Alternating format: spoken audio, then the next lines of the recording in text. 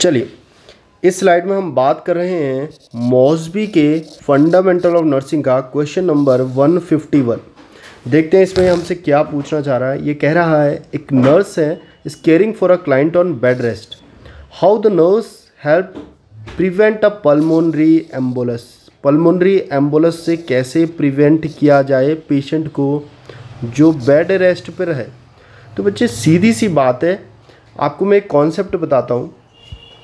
मान लीजिए कोई पेशेंट बेड रेस्ट पर है, तो होता क्या है कि एक्चुअल में क्योंकि वह एक्सरसाइज नहीं कर रहा होता है, तो वीनस में जो ब्लड होता है उसका स्टेटस होता है, यानी कि वीनस ब्लड पूल होता है। और वहाँ पर अगर आप एक्सरसाइज नहीं करोगे तो उसकी मोबिलिटी, अगर आपकी मोबिलिटी नहीं है बच्चे, अगर आपकी मोबिलिटी नहीं है तो ब्लड पूल करता है, एक जगह पर रुका हुआ होता है, जिसकी वजह से क्लॉट बनने के चांसेस वहाँ पर बढ़ जाते हैं।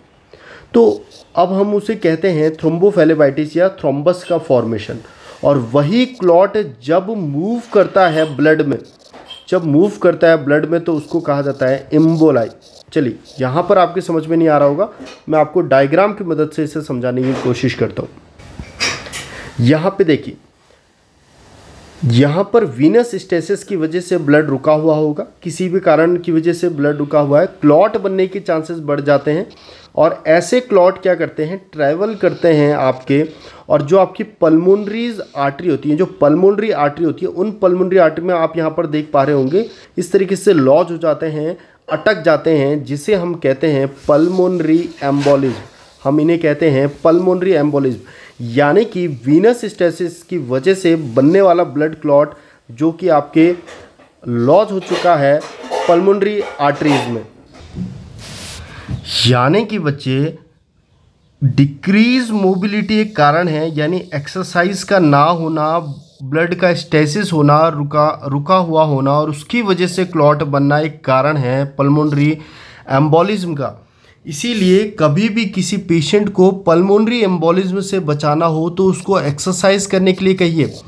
अब मरीज बेड रेस्ट में है, अगर वो पाँव की एक्सरसाइज करेगा तो ब्लड एक जगह पर इकट्ठा या पूल या स्टेसिस नहीं होगा, जिसकी वजह से क्लॉट बनने के चांसेस कम होंगे।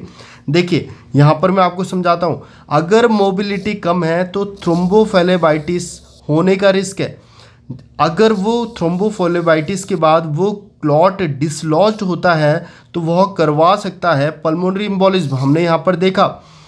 तो इस क्वेश्चन का आंसर अगर हम डिस्कस करें, क्वेश्चंस का अगर हम आंसर ढूंढने की कोशिश करें, तो पल्मोनरी एम्बोलिज्म से बचाने के लिए हमें ब्लड को एक जगह पर रुकने नहीं देना है, इकट्ठा नहीं होने देना है। तो देखते हैं क्वेश्चन नंबर, अगर आप ऑप्शन नंबर 2 पढ़ेंगे, teach the client how to exercise the leg. Leg की एक्सरसाइज कैसे करें ताकि स्टेसिस ना हो ब्लड का और क्लॉट फॉर्मेशन की चांसेस ना के बराबर हों। इसीलिए बच्चे इस क्वेश्चन का जो उत्तर जाता है वो जाता है क्वेश्चन नंबर 2। ओके, अब हम देखते हैं पल्मोनरी एम्बोलिज्म से बनने वाले 1-2 इंपॉर्टेंट क्वेश्चन। वो आपसे पूछ सकता है कि पल्मोनरी एम्बोलिज्म में क्या क्या साइन एंड सिम्टम आते हैं। काफ़ी बार नॉर्थ सेट में पहले पूछा गया हुआ है, तो याद रखिएगा। सबसे ज़्यादा इंपॉर्टेंट याद रखिएगा, प्लूरिटिक चेस्ट पेन। पेशेंट को एकदम से चेस्ट पेन स्टार्ट होगा, बहुत इंपॉर्टेंट है। फीलिंग ऑफ डूम, पेशेंट को घबराहट होगी, पेशेंट को एंजाइटी होगी, पेशेंट को चेस्ट पेन होगा, पेशेंट को डिस्पनिया होगा, ये बहुत इंपॉर्टेंट है। डिस्निया होगा पेशेंट को, तो वो आपको नॉर्थ सेट में हमेशा डिस्निया ऑप्शन में देगा, टेकिपनिया ऑप्शन में देगा, चेस्ट पेन ऑप्शन में देगा, एप्रीहेंशन ऑप्शन में देगा, टेकिकार्डिया।